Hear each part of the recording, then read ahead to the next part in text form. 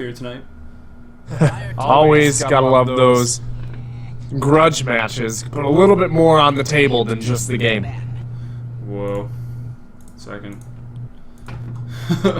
Well, while we're dealing with that, why don't we go ahead and run through our draft? UnNerve's going to get rid of the Venomancer while Avanti's angles, prioritizing that Alchemist. Alchemist prioritization makes a lot of sense to me. He runs basically as a first pick 5 seconds remaining. just because of his versatility these days, especially since people have started to discover him as a mid, as a support. He can run in just about every lane. If he gets an early 6, he's just about impossible to kill as well. One of the strongest early game stuns in the game, both in terms of range and duration and damage. And the fact that it doesn't disjoint either. Yeah, and it's not disjointable. Yeah. And you pick him up with your first pick, gives away nothing about your strategy. He can fit into just about any strategy. Get him a Shadow Blade, he can run into a pick and push style. You max out Acid Spray, he runs in a straight 5-man push style. He can do a 4-on-4 for 1. He can do an early game farming strategy. Really, there's nothing you can do to try and counter an Alchemist until you start to see what his allies are going to be and what kind of strategy they're going to be building him around. Yeah, and that being said, I think my favorite role for him currently is definitely that support. If you roam well, get your levels up to 6, you're pretty much unkillable. You can just run at kids in the early game, which is really nice. You got to be careful because there will come a point when you're not quite as strong as you were, and you've got to tone it back a little bit. But going over some of the other bands, the Venomancer, the Morana, both very popular pickups. Of course, Venomancer just with the slow for days, also being applied through the Plague Ward. Now Morana with a very powerful arrow, and the potential to pick up basically anyone with a good setup stun, whether it be Rubik, Crystal Maiden, Naga, or the oh-so-popular Bane, taking her out. Timbersaw as well, hard to push into, and there's an aggressive support being picked up there by UnNerve, the Visage. Yeah. Now, Visage getting rid of the Venomancer, picking up the, or excuse me, UnNerve getting rid of the Venomancer, picking up the Visage, does tell me we're pretty likely to see Crystal Maiden pick up if Avanti's angles does not get picked, or does not pick up that Crystal Maiden themselves. Crystal Maiden's still extremely popular, despite the fact that I know that you are not personally super fond of her. And she does have both a slow and a stun, which makes her a very good combination with that Visage in the early game. I like the Crystal Maiden. I just pick on her, saying when anyone's feeding on her, you're playing her correct, and that's what you do. You just feed. You have no choice at that point when you're playing Crystal Maiden. But look at this, Avanti's angle straight out of the gate. First picking the Slark, and then backing it up with a Doom, which he's sort of a counter to that Slark. Doom can shut him down if you get it off early. Yeah. You're not going to be able to Dark Pact, but I saw this in the CEVO game last night, the other lower bracket round 3 game. They picked up a Doom to go against a Slark, and it just didn't quite work out.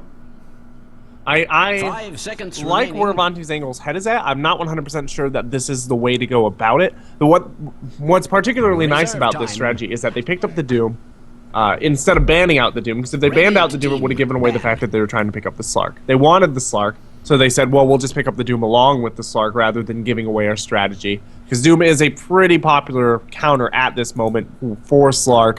You get that Doom out on him, he can't Dark Pact, he can't Shadow Dance, and then you basically just beat on him until he dies.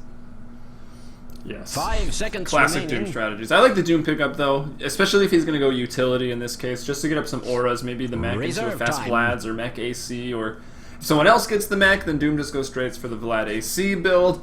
You know, depends how many stunning heroes UnNerve picks up and how likely it is they're going to need a BKB or something along those lines. But I like Slark. He can snowball early and fight, and if they want to transition those kills into some quick pushing, it would bode well for them if Doom picks up those good armor aura items. Yeah. And we see the Clockwork second pick. Vlad AC with the Alpha Wolf aura on top of a Slark, you're not going to be able to 5-man against that with just about any lineup. That is absolutely ridiculous.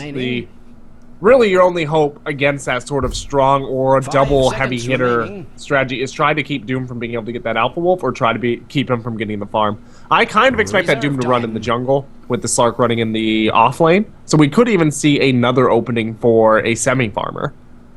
Yeah, you got to make sure to keep up some strong lanes, because putting in the Doom in the jungle can be a little greedy with the strong aggressive tri lane. They've already got the Visage, so there's potential for a strong aggressive tri lane.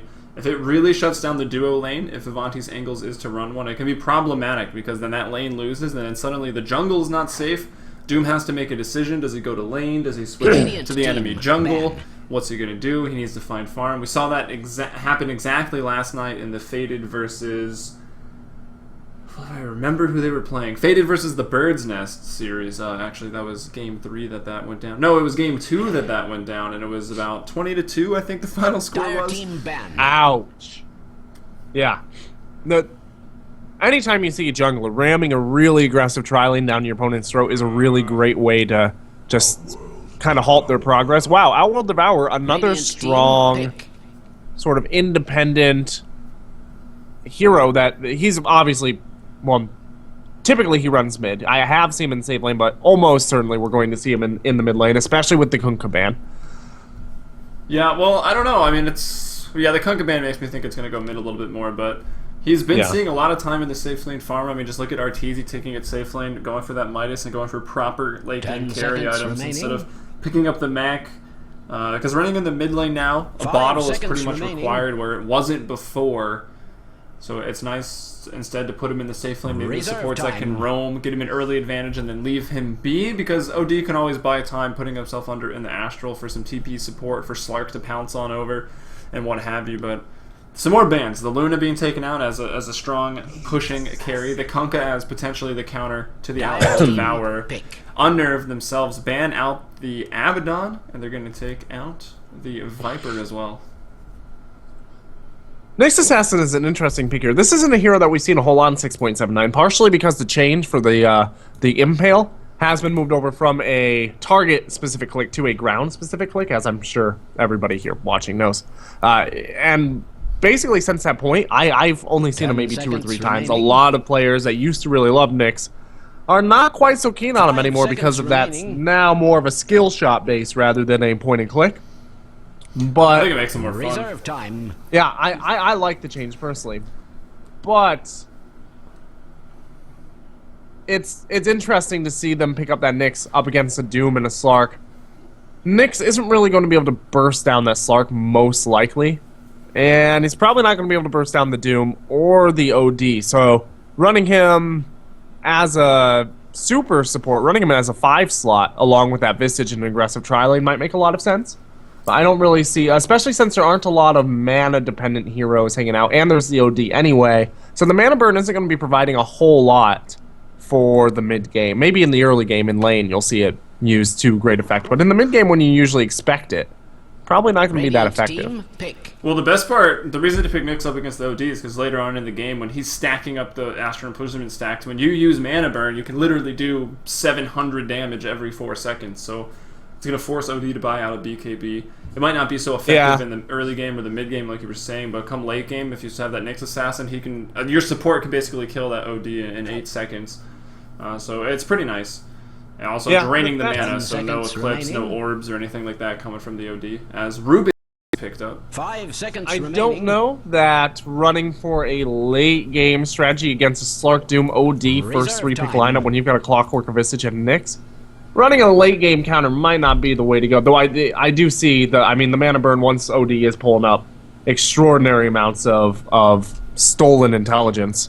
I mean, even with just a big intelligence item with high int gain, I mean, mana burn at level 4, it's a 5 times intelligence multiplier, so if OD has 100 intelligence, which he will at like level 8, that's 500 damage every 4 seconds, so it's nice, and we might even see the Nyx Assassin max out the mana burn just so he has it a little earlier, as the Rubik was picked up by Avanti's Angles, and now the Gyrocopter is going to get picked up 4th here. So if Doom does transition into that Aura build and they want to look to push, it could be pretty hard here against the Gyrocopter, the threat of the Flak Cannon as well as the Call Down. I really like this Gyrocopter pickup from UnNerve. Not only does that not tell Avanti's Angles if they're going to do an aggressive or defensive tri-lane, at this moment they can still do both with the Nyx Assassin Visage running very effectively in either way. But it also gives UnNerve a little bit more of that late game potential, which they kind of desperately need as a backup, unless they're going to go all in, like unless they're going to grab themselves a Juggernaut and a Pugna and just try to burst through the early game. Getting a Gyrocopter, one of the hardest late game carries for a team fight, especially for 5 manning, probably a good call. Yeah, always a pretty good pickup. As we see the Lone Druid being banned out, worried about, I guess, I don't know. That's kind of a strange ban. I think that's more focused at just XCOM in general. He really does like that hero. He does well on it, but yeah, and the lone druid in the mid lane versus OD against the Outworld Devourer can be very rough in the hands of a good lone druid player. So you can either Astral Imprison the bear, or you can Astral Imprison the lone druid, but you can't do both. And you will take a lot more harass against a lone druid than you would against, say, a Krob or an Alchemist or somebody like that. So yeah, lone druid's probably the only hero that actually dominates that matchup, where the other heroes like Viper, Kunkka, and Razor do well. Lone druid does great, and OD's not going to have a fun time unless he gets some help from supports. But speaking of supports, we got that Bane banned out 5th there. Avanti's Angle's going for their last pick, and we should take some time to explain that for any of you watching in-game or even on stream. We're going to remake this into all pick after the draft. As you'll notice, UnNerve is without one player here as a Jakiro gets picked up. I like that pick. I like that pick a lot. The long stun coming out of Ice Path, very, very effective with the Rubik. Particularly so for area denial in cases where you're trying to herd people towards the Doombringer or towards the Slark. Be very powerful in this mid game. And they desperately needed some lockdown. I mean, they have the pounce, but that doesn't stop people from attacking. Remaining. And they've got the lift, but that requires Rubik to kind of stand there and take it. Whereas the Ice Path allows him to have lockdown across an entire team if it's lined up correctly. Yeah, and it's actually a good news here for Avanti's Angles. Nobody should be able to TP out from safety. Oh yeah, no. Slark, actually, Pounce doesn't cancel TPs, does it? I don't think that it does, but Level Death will. So yeah, I was about to say, bring that up. Some people might not know Level Death has that mini stun attached to it, so that'll cancel it. Astral will cancel it. Of course, the Lift will cancel it, and of course, Ice Path will cancel TP. So lots of stuns between them. And if you're in a bind, Doom will also cancel it. So yeah, if you need to go ahead and utilize that. But we're gonna go ahead and jump out of this game, remake the lobby, and I've got to remember to put it on all pick. That is for sure.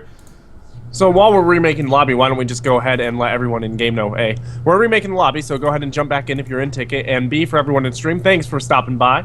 My name is Gorgon the Wonder Cow, and I'm here co-casting with Helium, and this is a CEVO finals match, or not finals, but this is losers bracket, correct? Yeah, sorry, apparently my mic wasn't on in-game. It should be working in... No, it was on in-game. It was doing the caster glitch, where you have it set to on, but until you look at it, it doesn't collapse its waveform function into properly working. Happens to me all the time. It's to the point that I'm thinking about writing Valve and asking them to fix it personally, because it's really does bad things. Though, I swear. See, everything on the settings are still good. Yeah, this is the lower bracket round 3. The team that wins this will be going on to face... I keep forgetting. They're going to go on to face the Bird's Nest, a pretty solid Dota team. I believe they're all from the Vancouver area. Yeah, Bird's Nest is a lot of fun to watch. So are both of these teams, and not only should we have a pretty good best of 3 tonight, but is that going to be tomorrow, is that match? Or is that next week? Oh, to the internet. Do you know? I don't know. I should know, but I've been kind of checked out because my computer's been broken. The 23rd is the next night of Dota, official night of Dota here over at CEVO. All right, so yeah, looks like we're gonna skip over Wednesday, and then Thursday we're gonna have some more matches for you guys. Jumping into this round, we do have some interesting lineups here. Obviously, the Gyrocopter is going to be able to go into the late game moderately effectively. And like I said, he is one of the hardest late game counters, or late game carries, excuse me. But a Doombringer and a Slark with an OD, 3 very effective carry/semi-carries that scale well into the late game. Slark doesn't really ever drop off because of his agility gained while he is attacking his opponents. And I feel like I might have just lost Helium. No, I was just being considerate. Your mic got really quiet all of a sudden. I muted my mic when I went to type. Just that considerate of a caster here. What a good guy. Helium. Good guy, Helium. That's me. But yeah. I was going to say, 4-minute delay on UnNerve's 5th that we are waiting on here, so shouldn't be too much longer before we get things rolling. All right, well, we will be rolling here pretty soon. Just gonna give you some time to tell people about the fantastic Join Dota article that you wrote. Oh yeah, everybody who is interested in signing up for the open registration section of CEVO's season number 4 can go ahead and go over to CEVO for more information, or they can swing by Join Dota, where there is also a news article about it over there. We've got over $5,000 in cash prizes for both the main and the open bracket. 1,000 of that is going to be in the open bracket, plus additional prizes from crowdfunding, which means that the winning team will be winning a minimum of $750, and that is free to play, free to register. Anybody can register. You'll have good Dota. You'll be able to meet some other good players, other good teams. Sometimes, occasionally, we will probably Dota ticket some of the open matches as well, so you might get yourself on Dota TV if your team's doing particularly well. I know that some of the casters sometimes play in the open as well. Are you planning on playing next season, Helium? I'm not. It's too much work. I'm actually playing in the Counter-Strike Go placement season for season 4. But I see. I might be jumping into the open next season just for laughs. I don't have a team at the moment, but thinking about putting something together. So who knows? You might bump into me or some of the other CEVO staff. Every now and then we go in there and faff about a little bit as well. Yeah. Yes, of course, did you mention the first place prize for CEVO-Main being $2,000? The first place prize for CEVO-Main should be $2,000, and it's what is it? 2,000, 750, 500, 250, or something like that. It's sorry, not 7,000. It's 2,000 for first place, 1,200 for second place, and then it gets a little bit fuzzy. But it's the $4,000 into main, and it's going to be 1,000 into open. And any team we're hoping that made it to the playoffs for open will be put into main. Any teams that had a less than 500 record in main will go back down to open. And then, of course, main is technically an invite league, so we have invited some teams that have not played in CEVO yet, such as eHug, Swag Tiger, Denial Esports.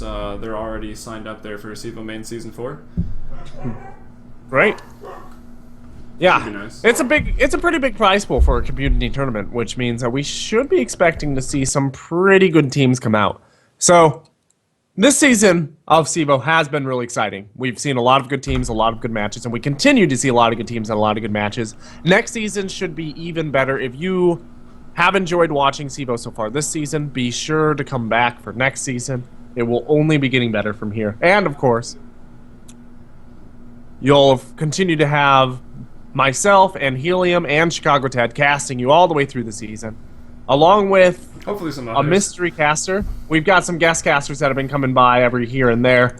We should have another official caster sometime in the near future, I expect, right? We are currently bringing some people in, so all of that seems to be pretty good as well. And we are still waiting on this player. It looks like he just joined, though, so we should be getting into this game pretty soon. Just once again want to thank everybody for their patience in there in the twitch.tv stream. Feel free to go ahead and give us a follow while you're there. And if you do like Helium or myself, feel free to give us a follow on Twitter as well, so we can make sure we let you know where we are. Both of us cast all over the place.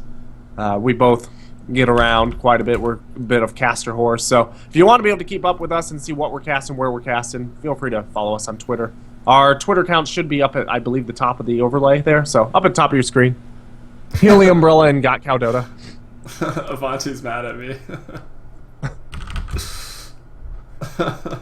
I changed their team name because they recently switched to Avanti's Angles, as they were formerly Angels, and Avanti, of course, was the one person who voted against that change, and he was the captain and he wouldn't change it for anybody, so I took care of that. Now he's upset at me. So you guys can't see this chat, but that is why I'm laughing here. And XCOM, the good news, their fifth is home right now. He's already. Is it Jenkins? Is it this guy who's just sitting in the unassigned players, or is that dude just? Jenkins is right now he's a player. I think he's plays for Avanti's.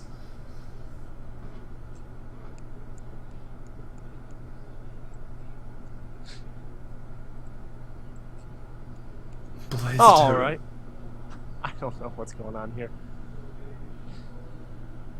Yeah, I don't know. Who is that? Sorry, I'm going to mute my mic again.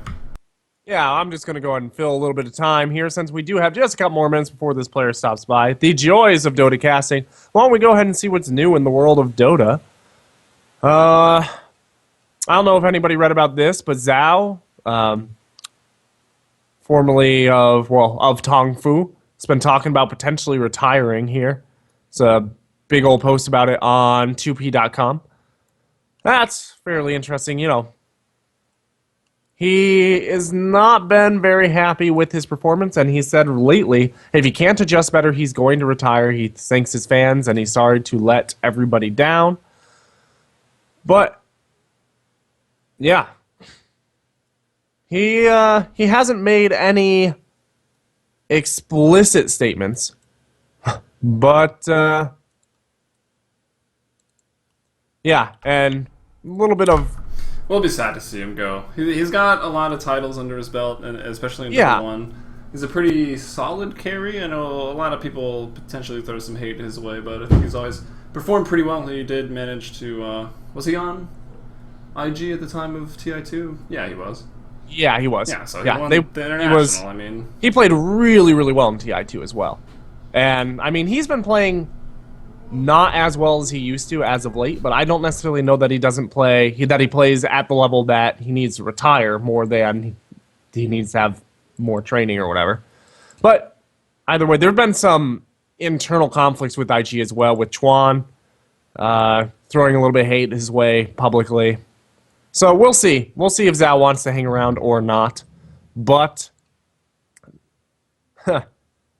that's your news roundup for breaking news on the Southeast Asia scene. The next D2CL will be starting up here pretty soon. That's a $50,000 tournament that everybody might want to take a look at as well. That's going to have Fnatic, Speed, Sigma, Liquid, Alliance, Roxkiss, Virtus Pro, Team Empire, Navi, of course, and Mouse Sports. That should be pretty exciting. Sorry, been a little busy here trying to It's all right. Everything correct. You're doing the admin stuff, and I'm just filling time. That's always a good tournament. That will, of course, continue to be a good tournament. You can pick up a ticket for that, just like you could pick up a ticket for CEVO Season 4 here pretty soon, or if you haven't gotten your Season 3 ticket yet, and you do want to support us, it is only $1.99. You can pop in, get your chances for item drops. For anybody who does not have the item drops enabled right now, get a ticket. You'll have the item drops enabled, and if you are on the Twitch stream, you'll have double the chances for the item drops.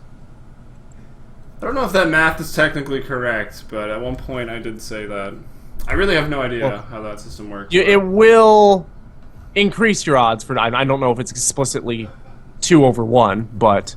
Alright, we are back in the match, finally. We've got Avanti's Angles. They're going to go and pick up their Slark, Doom, OD, Rubik, Jack lineup. That was impressive. I don't even remember the heroes in this game at this point already. I've got that Steel Trap Mind. The Shadow Fiend being picked up by UnNerve is one that kind of slipped under the radar on me. That must have been the last pick. I believe just it was. Before. Yeah, because I was not paying attention by that point. But yeah, the Gyrocopter, the Nyx, and the Shadow Fiend, kind of their late game oriented picks. A lot of effort, a lot of this game is going to be on the shoulders of the Shadow Fiend and the Clockwork in the mid game. How well can Clockwork initiate, and how well can Shadow Fiend mop up while that Gyrocopter is going through his first and second trough? As Gyrocopters, especially like farming Gyrocopters, have a tendency to get up to about between 9 and 12 minutes, drop off until about 22 to 26 minutes, depending on the player. And I'm going to make sure my open mic is working because it doesn't appear to be. All right, there we go. It is working. Mine is also working. I see the bubble, so everything should be set both in-game and on stream for us here tonight. All right, so for everybody who is jumping into the game not on the stream, but of course with the in-game ticket, my name is Gorgon. I'm here with Helium. We are watching Avanti's Angles versus UnNerve. Game number 1 of Best of 3 series in the losers bracket. The winner of this game will go on to face Bird's Nest for this CEVO match. Thanks for tuning in. Thanks for waiting through the long wait. And we should be seeing some action here pretty soon. We immediately see the smoke up coming out of the supports from Avanti's Angles, who are coming down to drop some wards. I like this nice aggressive rune ward here. Not only does that provide vision up around the top, but it provides vision just about out to here, giving, maybe just a little bit farther actually, giving the mid lane a little bit of uphill advantage, even when the equilibrium's not quite set. So it's pretty good ward. Being able to get out and do that while smoked to make sure that UnNerve has no idea that it's there is pretty important as well. I don't necessarily need to know that the smoke was super important for that, but getting it up there without UnNerve knowing is key. It's just getting there a little bit faster. They've got the longer run to that point, and it's pretty common for Radiant teams to wait up there, look at the rune, and this way Rubik and Jakiro will know if the enemy heroes are standing up there. Maybe they can try to get a first blood if their mid shows up. It's going to be an Invis scooped up. We have sentries on the Nyx, but let's go ahead and introduce the teams over on Avanti's angles here on the Dire. We've got, I believe that's just Avanti himself. It'll be alright in the end, is playing that Jakiro. We've got Dolphin supporting beside him there. On the Rubik, up top it will be Shredder carrying on the Doom in the solo safe lane. Well, I guess defensive tri lane, but the support's a little busy right now. Mid lane is Jenkins on the OD, and we've got Factor Fiction on the bottom lane on the Slark. Oh dear, we could see a little bit of action here from some warding issues, but it looks like both teams are going to split. For UnNerve in what looks like an aggressive tri lane, which is a pretty good call based on the assumption that the Doom could have been going into the jungle. But the aggressive tri lane is going to be that gyrocopter, and I don't know how to say this player's name. I wish I knew how to say this player's name, but I do not. We maybe have looked at that. We've got Negative N on the gyrocopter. That's just their tag. We've got Hi-Fi. Yeah, I know, but I don't know what his name is, so. We've got Hi-Fi and TrigX Dota. Hi-Fi on the Nyx. And TrigX on the Visage. We've got XCOM on the Clockwork. And for the mid lane, we've got WWD on the Shadow Fiend. This will be an interesting matchup, the Shadow Fiend versus the OD. Shadow Fiend really needs to get last hits in order to be able to get last hits. It's kind of a chicken or the egg sort of thing. You need the last hits to get your souls. Oh, XCOM grabbing first blood in the bottom lane.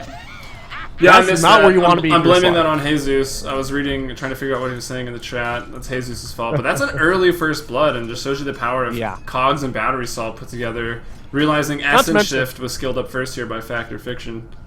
Yeah, not to mention the fact that there wasn't the pounce. And XCOM is just a really strong offlane player. We've seen him get first blood in CEVO time and time again in a one-on-one or one-on-two situation. Oh, there's a lift on the gyrocopter up top. There's going to be a little bit of harass, but it does not look like they're going to be able to move in. Doom instead just going to run around and devour himself a Satyr. Just going to give him that shockwave for the extra 125 damage if he needs it. Not super effective for Doom, who has a pretty shallow mana pool in the beginning of the game, but it does give him the gold. Yeah, well, I just like the unholy regen. It's pretty nice, the 4 health per second that it'll give you. Oh, wow, early rotation. There is going to be rotation on XCOM down bottom. Yeah. He dropped the cogs in the tower trying to get away. He has been astral imprisoned, and now Fact Fiction does have the pounce in one. No, he does not have the mana. XCOM trying to get away. He is going to go down here. Just a couple of auto attacks. Was unable to get away because of the haste, so decided to try and take out Fact Fiction if he could. Yeah, so Slark getting that revenge kill down there, pretty nice. Gonna even up the lane 1-1. Of course, you know, top, OD was there's involved. a stun on Dolphin. And now the Doombringer's throwing some auto attacks back Hi-Fi's way. Hi-Fi down to below 100 health at this point. Throws out one more stun. Manages to grab both of them. Now the Gyrocopter coming around behind with the stun coming in. Dolphin is stunned out, and Visage will finish off that kill. Now Shredder is by himself trying to take down TrigX. TrigX walking away here. He's down to about 200 health. The Hi-Fi has walked back around, trying to zone out the Jakiro, and it looks like we're not going to see any more blood on this situation. Well, not too bad. I mean, if he could maybe have expended some mana on the Shockwave to try to clean up that kill on the, I believe, who was getting low? It was Hi-Fi and the Nyx Assassin that was getting down there pretty low. But checking back into the mid lane, we've got 14 and 7 the CS here. Clearly not too affected by the Astral Imprisonment as an agility hero. Maybe can't throw out the raises to flash farm as effectively.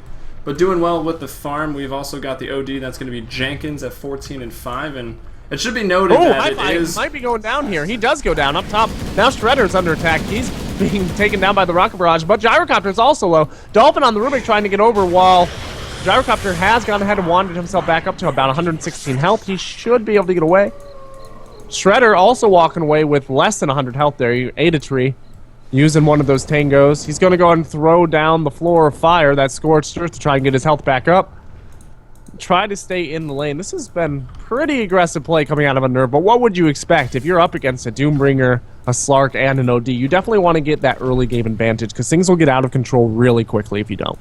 Well, I mean, so far it's not working out too much. The kills have gone even. They've traded. It's 2-2 in the game right now, but we see Doom 19-4 on the CS up there in the top lane. The Gyrocopter only with 4 CS and not able to pick up the auras in the early game from the creep. Arguably the more farm-dependent hero.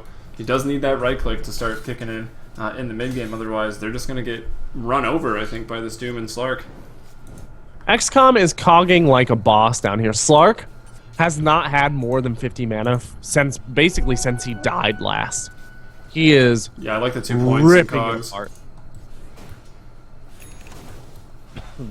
Good matchup for This the is two. a pretty interesting play with the OD using the one illusion to try and soak out. I think he was trying to get Hi-Fi to come out of his river area, trying to bait him out with the illusion. It didn't quite work, but it almost worked. Hi-Fi did come in this way at first. Well, we've got a rotation over here. The Visage as well as the Nyx Assassin just chilling behind the Shadow Fiend right now. And since they're down here, they might want to venture on into the jungle, try to get up some stacks. Wow, I'm missing kills all over the place tonight. Clockwork Okay, in it's bottom hard lane, to taking out. It's hard to grab those kills when Clockwork is just forcing out kills in situations where you and really whenever should Clockwork get kills somebody, he's just standing on top of them. So on the minimap, it's hard to tell. I switched recently to the hero portrait icons, and I really need to go back. It's just kind of annoying for me. In the mid lane, though, the 3 heroes, it looks like they've left. Visage just went back top, maybe just trying to maximize their XP they're going to get up here. The Impale, going to throw it. It will allow Hi-Fi. He zoned out Jenkins, even missing the Impale. Allowed him to pick up that Invis rune. But he can't do anything. He's got no mana left afterwards. Yeah, UnNerve taking a little bit of advantage here, but in terms of experience, Avanti's Angles actually has it by less than 100. And in terms of gold, so they have the kill, but it's super, super even in terms of experiencing gold, which is not really in UnNerve's favor. Their Gyrocopter will fall off here in about 6 minutes or so, and that's right about the point in time when we're going to see the Slark start to roam around and start to make life trouble. Speaking of Slark, getting revenge on the bot lane, he will be taking out the Clockwork there. We don't miss that one, so we're on it. Factor Fiction with a nice kill, so they both go 2-2 in that bottom lane, so a bit of action there. Checking out the CS between the two, 18-7 on the Clockwork, as well as 12-2 on the Slark. Yeah, Shadow Fiend taking the most last hits in the game so far, actually almost more than doubling up the OD, which surprises me. OD not managing his mana very effectively at all. He doesn't even have enough for an Astral Imprisonment, even though he has the Essence Ore up. Must not be getting his RDMs. Yeah. But yeah, that's not someplace you can be. Especially since Shadow Fiend has a pretty long attack animation. When you see him going for a last hit, you can Astral Imprison quicker than his attack animation will finish. Which is one of the reasons why that Astral Imprisonment is such a pain in the butt. Even though you don't need mana, you can still have your attack interrupted by it, which stops you from being able to last hit effectively. Oh, wow. This top lane looks Trigex like it's being going pretty aggressive there. That's why XCOM poking over it right into the tower, though, onto Shredder. Shredder will go down here. Gyrocopter involved in that kill as well. And then behind the tower, another flare going off onto Dolphin. Dolphin getting low, taking a soul something to the face. Trigex as well as I got this getting pretty low. They should all be able to escape here from the Shakiro. No more TPs coming in. As we see Slark looking to rotate up, maybe try to pick off the people that are quite low. One of them's already gone. That's going to be the Gyrocopter TPing out. And XCOM has been on point with the cogs, as you mentioned. 2 points in him as well, so draining 120 mana there. Slark going to back off. Yeah, this Slark has had a lot of trouble. Not only did he give in 2 kills to the Clockwork in the one-on-one situation, but he has, like we said, he has not had mana pretty much all game. And both, interestingly enough, both heroes in the bottom lane went for bottle. Both Clockwork and Slark ended up picking up a bottle. Yeah, definitely a good item for the Clockwork. He's usually always just rotating around. He's got the rocket so he can scout out the runes, likely control them pretty easily. So getting the bottle is going to be nice. It's a little less common on the Slark, but I guess being in the offlane, realizing he's going to need some form of regen that he can at least bottle crow to stand up against the Clockwork's harass. But mid lane, speaking of Clockwork, Jenkins hooked on. Will go down. Slark trying to pounce away before Shadow Fiend right-clicks him down or raises on his face. Another nice rotation here by XCOM. Shaping up to be player of the game on this clock. Yeah, no, he is absolutely ripping it apart right now. It's to the point that he's running along a lot like a Pudge would. Like, you're scared of him when you don't see him, which is a great place for UnNerve to be. Forcing AA to not feel comfortable going out, not feel comfortable being around farming. XCOM is bottling back up. He doesn't have a hook shot for another 30 seconds, but he is sitting up on this ledge. So it looks like he's planning on making something happen as soon as his ult comes. Top lane, call down drops in a response to the Doom, dooming the Nyx assassin. Looks like they will turn it around. Shredder, homing missile coming for him, as well as a couple other heroes for UnNerve. He will drop. They're going to clean up Jakiro as well. First doom of the game doesn't amount in much. Hi-Fi will even live. 2 more kills go in the way of UnNerve. It's currently 8-3, 5-kill advantage. This is the sort of early game advantage that we'd really expect and hope for UnNerve at the beginning if this is going to be a solid game for them. AA, like we said, in the late game. In the super late game, it could go either way. But rolling towards the late game, AA is going to get more and more of an advantage as the Slark starts to come out of his struggles. Though, he is still sitting on brown boots at 10 minutes as a solo laner. He's basically got no farm. That's a beautiful place for UnNerve to be. Because now he's not going to be able to rotate around and make Gyrocopter's life miserable while Gyrocopter's trying to farm up during his first phase trough. And that's a trough where he gets up his first main item, so he's going to get up his, presumably, treads, and then whatever he wants. A Black King bar is pretty common. But once you get that first survivability set of options up, you're able to get back into team fights pretty effectively. But pretty soon, everybody on the opposing team is going to be high enough level that Rocket Barrage isn't that scary anymore. But Gyrocopter won't be high enough level to be able to survive what they're throwing at him. So he will have to back out of a lot of these fights here pretty soon. XCOM invised up with Hookshot, running around the long outside of this mid lane towards Jenkins. He's going to go for it. Well, I mean, why not? Oh, there's a courier as well. Nah, he's not moving in on the courier. Flying, I don't think. He's just going to go back for Jenkins standing there in the open. Can land the hook pretty much whenever he wants. He should have vision of him right now, trying to get Shadowfiend close enough to set up the raises. There it is. Oh, and he missed. Gonna miss. Unfortunate. Now XCOM going for the dive. Reactions. Oh, boy. Hi-Fi going in with the stun. Jenkins taking a fair amount of damage, but now XCOM is kind of stuck in here in the tower. Lifted up, lifted back into the tower. OD does go down, but his ulti, or excuse me, that was the Shadowfiend ulti, not doing that much. That's going to be a 1-for-1 trade. That's worth it. Trading that offlaner, or the solo safe, I guess, Clockwork, which is generally an offlaner, still expecting them to pretty much fill the same role, have the same items. They take out the OD for it, and they force quite a few TPs, so not bad at all. Would have been nice if the Clockwork had just bought. OD had literally just bought, so he didn't have very much in terms of gold. Clockwork was sitting on like 1,400 gold. So he lost a little bit more than the OD did there. But either way, still good to be applying the pressure. Since so much is on the back of this Clockwork, definitely want him to stay in a position where he's kind of snowballed up. He's difficult to approach from the other team's perspective. If he trades in too many of those kills, he'll be much less scary, and the whole mid game is going to kind of collapse down around UnNerve. They definitely need to keep the aura of fright up as this Clockwork moves forward into the game. Well, it looks like they're going to do that by basically just 5-manning down here in the bottom lane. It could be a little harder now. We've got some key level 6, level 7s even. Rubik is level 7 right now on the enemy team. Doom as well, of course, has been 6 for a while. Jakiro doesn't quite have the macro pyre yet, but still the AoE stun potential of the Ice Path can be pretty dangerous to push into if you're having yourself a dive.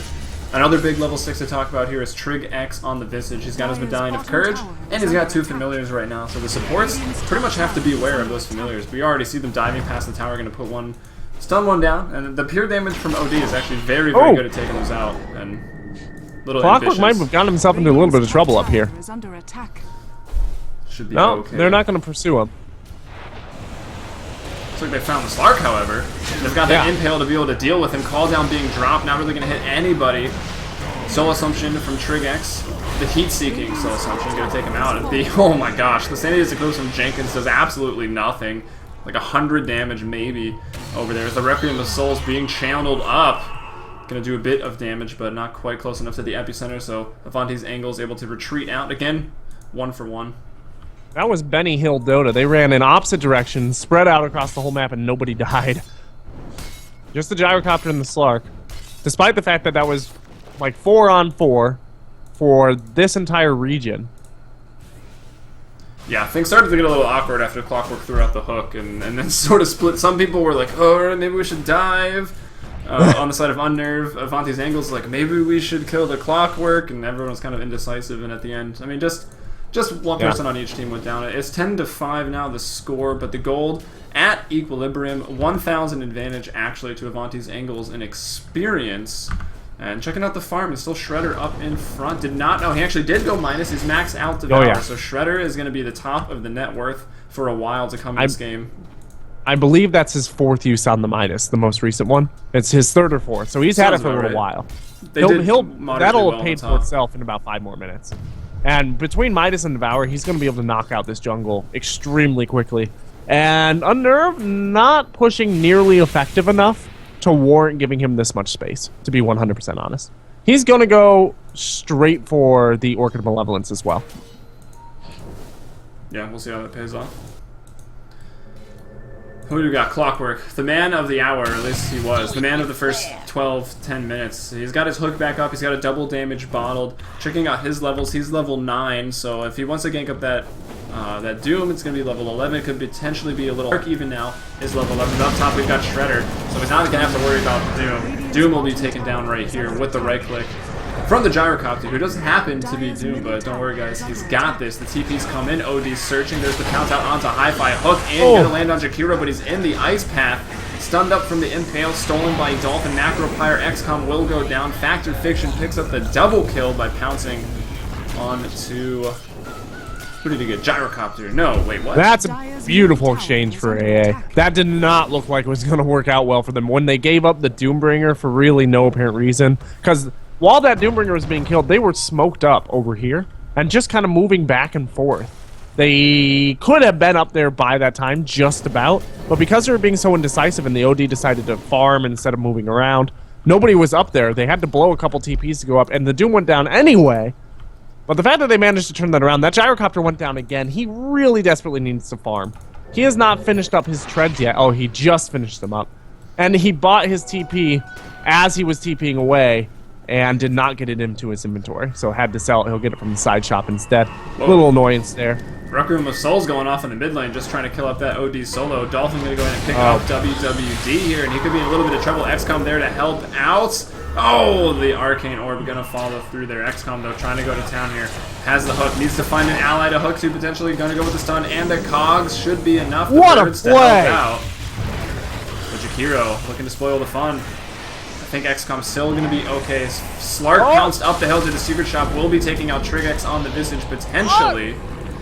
Back to Clockwork. Clockwork, barely alive right now. Oh, we picked the wrong target. Trigex gets taken out by the Slark, and finally we see XCOM going down there on the Clockwork. So both supports get involved in that chase. They both go down, but hey, some space created at least for their Gyrocopter. He makes it to the bottom tier too. XCOM's jukes there were... I think you were following the other chase, but he managed to get away from the pounce with a hook shot onto one player. Then he somehow managed to Cogs without catching that player in the Cogs. It looks like this tier 1 is not long for this world. And then, as he was running through the Macropyre, managed to weave out of the Macropyre, wand up literally as the level death hit him. He got brought down below 25 health twice during that chase before he went down. Yeah, I switched over to the Visage because, I mean, Slark pounced up the hill and decided to focus on the Visage instead, but it looks like this Doom, we mentioned he could be going for an Orchid with that Oblivion Staff, but he picks up a pretty late ring of health. It looks like he may be rushing a Refresher, which I don't know how I feel about that. I really don't know that there's two heroes that you really need to silence in this game. I mean, yeah, silencing Nyx is kind of nice, but by the time you see him, he's already blown his load, mostly. Silencing Shadow Fiend, kind of the same thing. You don't really need to. He's going to be DPSing. Visage, by the time you get that Refresher, he's not going to be that scary anyway. Gyrocopter you want to silence because you want the extra damage on him, but really, once he blows Call down, you got to worry a little bit of Rocket Barrage, but he's going to be able to get at least one Flat Cannon out anyway. So really, the Clockwork is typically the only target that you absolutely really want to silence in these fights. Yeah, there the other ones seem to be a lot of just priority targets to Doom, but I mean, 2 heroes being Doom never hurts, and it is exactly what he's going for. It's questionable at best. He picks up the Perseverance here. Yeah, he's going for it. I think the silence stick, the Orchid, would have been much better just for the extra damage that it would be able to throw that down alongside a Doom and a couple level deaths on a Gyrocopter, and Gyrocopter goes down. He does Doom up the Gyrocopter and level death during this fight. Ice Path goes out along with the Magpie. Trickaxe not long for this world. It looks like he's going to go ahead and wand himself back up, getting back into this fight. He's down to about 500. Meanwhile, he's going to soul some to Jenkins. Jenkins taking a lot of damage. He Astral imprisons himself, even though his armor has been reduced. They're all waiting for him to come out. Hi-Fi trying to get the damage, but the soul assumption is going to finish him off. Now Dolphin, the target of a little bit of aggression from Hi-Fi. Hi-Fi going to charge up the tower, but now he's been pounced down, and he will go down before getting down Dolphin. The TP is coming out, and Jenkins coming back in. The call down, he's going to force himself away. He has been slowed. He drops down the hammer. He's going to grab a double kill on that before going. Oh, he Astral imprisons himself, and Dolphin coming in trying to help. Throws down the Fade Bolt, trying to do a little bit of mitigation, but he ends up feeding in unnecessarily. That is a dieback, I believe, for the OD. It is indeed. He did get some kills, and it was pretty flashy. He dropped the hammer, as you and some other casters might say. Wow, the fight actually continuing. Factor Fiction is not done with this. XCOM wants a TP, but no. The rocket, the homing missile, going to go ahead and hit the Jakiro. So from the grave, Gyrocopter getting it done, saving his buddy's life. XCOM able to TP out of that one, but now it's a pretty even game in terms of the kills, 15 and 15. But looking at the net worth, we got Shredder and the Doom still out in front. Avanti's angle is about 2,000 gold ahead, 5,000 XP ahead after all is said and done. Losing a couple towers there on their top lane as well, the angles.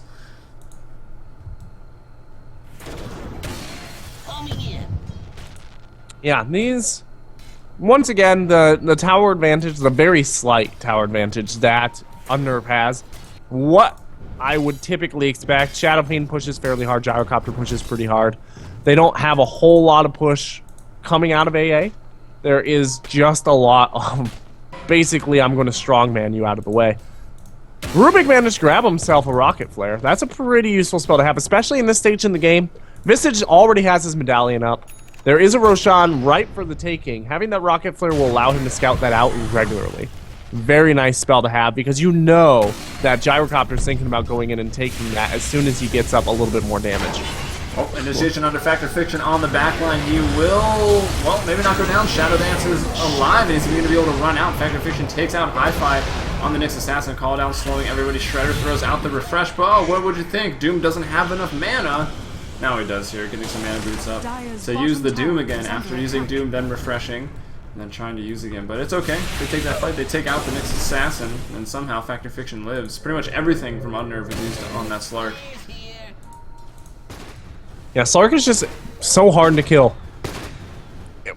Shadow Dance comes back so quickly. It's basically a built-in heart that you can't stop because you can't detect him with any method. He's very, very difficult to kill in the mid-game. Well, the Bloodseeker does, you're right. So, one method that's not in this game. And probably wouldn't help all that much if it was in this game, yeah, to be honest. By the time the Bloodseeker manages to catch up. They've got the AoE stun. I mean, getting a Jakiro is really nice. Getting a Lion, getting as well the hero that is in this game. You can Nyx stop Assassin. him from getting away. It's just very hard to stop him from getting his health back in the middle of that. Yeah, I mean, for sure. Basically, it only lasts 4 seconds, though. You drop an Ice Path. Oh dear, Hi-Fi walking in. 2.2 of that. He was seen by the ward, and now XCOM is going to initiate in. He takes out the Rubik immediately, but he is taken down under the weight of the Anvil. It'll be alright in the end, trying to get away from the Shadow Fiend. Shadow Fiend has been doomed, so no Shadow Raises, which is going to allow the Jakiro to get away on the heels of this fight. Meanwhile, the Slark has gone ahead and Shadow Bladed up. He is chasing down WWD. Doom is almost off of him, but now he's pounced down. He's going to go ahead and try to use his ult. He does! 2 ults back to back, one from the death, and oh boy, Slark is not done. Visage is going to try to stun him out, but he comes way too late, allowing Slark to grab that Gyrocopter as well. And the point in time in the game where he was having trouble is no longer an issue. Yeah, that's a Slark, guys. That's actually a hero in Dota. Yeah, like you were saying, he only had brown boots coming out of the lane, and Yeah, 10:30 he had brown boots and that's it. It doesn't matter. Like, Slark doesn't need items. He needs a couple levels and that's it. He needs one fight, and they've given him a couple here where he's got some kills, 11, 3, and 2, and now he's got 3,000 gold, a Shadow Blade, treads, still that bottle from the early game, and well, he's ready to pick up a Basher or an S&Y or whatever he wants as Avanti's And remember what I was saying just a minute ago with that rocket flare and the Rubik, because the Roshan attempt was going to come any minute now, like 45 seconds later, big fight around Roshan. It looks like we're going to have another big fight here, either in the middle lane or around Roshan. Neither team wants to give that up for free. Yeah, and Shadow Fiend actually also going for the Shadow Blade himself. We've already mentioned the Refresher Orb. It is completed. There's a Force Staff on Jenkins, but a hook and initiation by XCOM. See what happens here. Not looking like too much with the call down dropped. Avanti's angles might want to reinitiate. As a result, there's Slark on the front lines already gonna pop the Shadow Dance, taking down one. Actually, Avanti himself gonna get that kill on the Jakiro. Trig X in a bit of trouble. Ice Path gonna catch two. Nicely done. The Doom goes out looking for another Doom. I mean, alright, Refresher. Look how viable it is currently. They're gonna take out the Shadow Fiend. They're gonna continue to chase the Gyrocopter. They're gonna get him. It's a double kill for the Jakiro, and after these last two fights, it looks like this game could well be Avanti's. Yeah, this is starting to get out of control, and AA has the lineup to continue to do this until that Gyrocopter gets absolutely ridiculous, and we're talking more than likely they're going to need to buy that Gyrocopter another 30 minutes of fairly unmitigated farming before he's in a position where UnNerve can really feel like it's late enough for them to be viable. So they've got a long road ahead of them if they want to come back here. Shredder's going for an Ags now. He's going for the race car double Doom Ags build. Just gonna keep the whole team shut down. The Slark just murders people. He's got to get a Kobold Taskmaster. Yeah, get that speed up.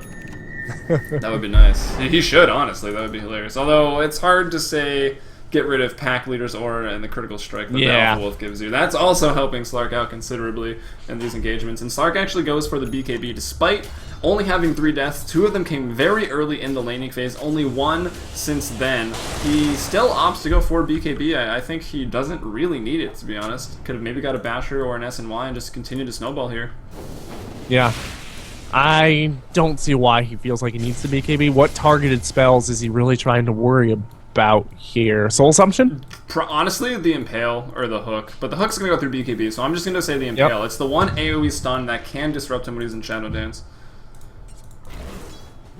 That's a pretty tall order. Like, that's a pretty expensive item to pick up to avoid one spell that's not targeted. I mean, it gives you HP, it gives you 24 damage. It has decent uses. Slark, again, I mean, his burst damage on his abilities are so high, and I think that's something that actually needs to be changed about the hero. Pretty much just the damage. Oh dear, high five. Dropping a ward just in time to watch his death march up upon him. Yeah. Drops the sentry. The other shoe drops, so he walks over realize the sentry is pointless. Yeah. Go on, get out of here. Well, another couple kills. Not much to say about that other than wrong place, wrong time. Exactly. Here's this Roshan. Fact Fiction trying to take it. Not, Slark in a position where he can devastate anybody on the opposing team. But because Essence Shift doesn't work on Roshan, he's not really in a position where he can solo. Yeah, at least not until I feel like some lifesteal and a Basher. Yeah. Which he did not go for this game. Roshan has fallen to the dark. Fact Fiction looking to make up for that kind of off-kilter early game that he had. Basically wants to charge forward with that Aegis and get himself a mega kill here. Yeah, well, I mean, the bottom lane, Clockwork, of course, got the solo kill twice, and Factor Fiction, he got 1 solo kill, and he had OD rotate down early to get another kill, so it wasn't that terrible. The farm was maybe a little bit more in Clockwork's favor, but I don't know. We look at the rotations. Clockwork was doing really well. I think he got like 2 hooks for 2 kills right out of the lane on his first couple rotations, which was going great for him. And then Factor Fiction decided to start fighting, and Avanti's angles has been turning around ever since. The big engagement at the Roche Pit really set it in their favor. Then a couple more skirmishes after that. Yeah. The Double Doom, man. New meta.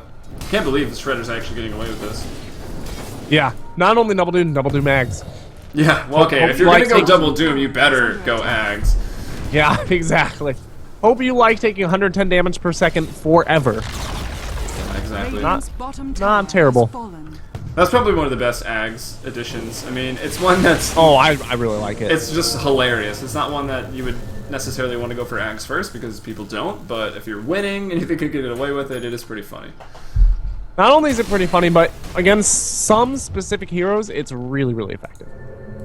It's really a very situational item if you're seriously buying it, but if you're ahead and you can get that and literally take a caster out of the fight for an entire team fight, that's huge in the mid game.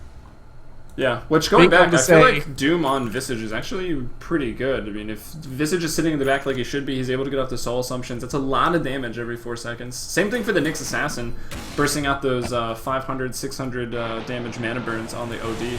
Also a pretty likely target, but the last fight we saw, it was the Shadow Fiend and the Gyrocopter still that Shredder decided to focus. Yeah, with Doombringer, with the changes they made in 6.79, I thought he was going to be coming out a lot more than he did right out of the gate with 6.79. But no one knew what was going on. Nobody figured it out, but now they're figuring it out. We're seeing him a ton. Yeah, right when the patch hit, it looked like quite a few people were still trying to pick their famous 6.78 lineups, found out it wasn't really working with people adopting the Pugna, the Death Prophet, etc. And then there was pretty much a week or two where it was only Pugna and Death Prophet, first pick, first ban, what have you. Now they've dropped out. Yep. A lot of other heroes have emerged. There was a slight balance patch in 6.79C, and I think, besides Necrobooks being a little stupid still, the game finds itself at a great point. UnNerve. Yeah, solid. Getting that Doom. I mean, if there is any way for them to really buy the time to come back in this, that's it. And then the pause afterwards. Team meeting. All right, guys, you see that thing we just did? Let's do that again. 9 times in a row. Yeah, 10 times in a row if they want to catch up in terms of kills.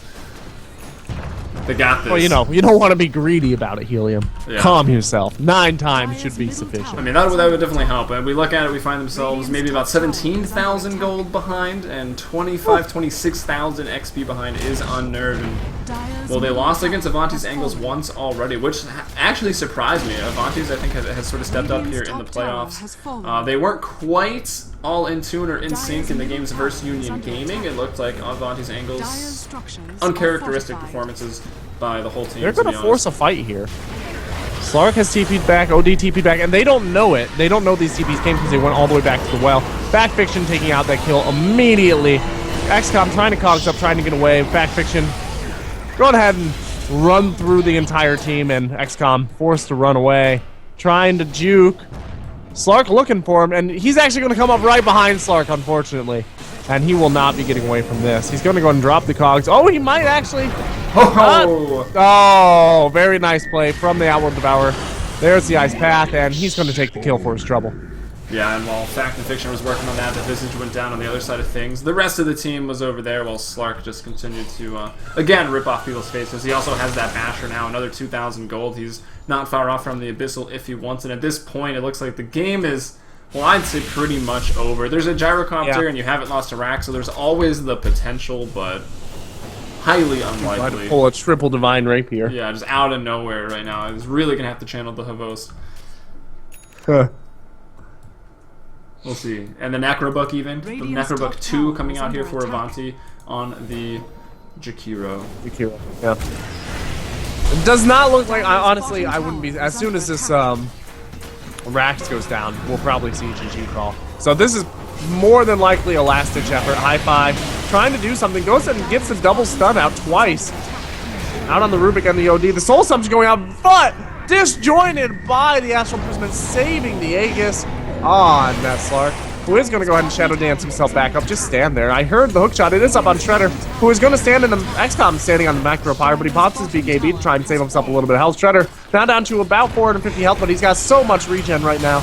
They just can't bring him down. Backfiction running in, and he's just going to decimate this team. The good news is and there is the GG call. The bad news, there was a GG call, as you mentioned there, in that final team fight, just diving up the racks, not really given a care in the world, as it's 37-18 to end game 1 of potential 3 in this best of 3 between UnNerve, Avanti's Angles. I'm Helium, with me one.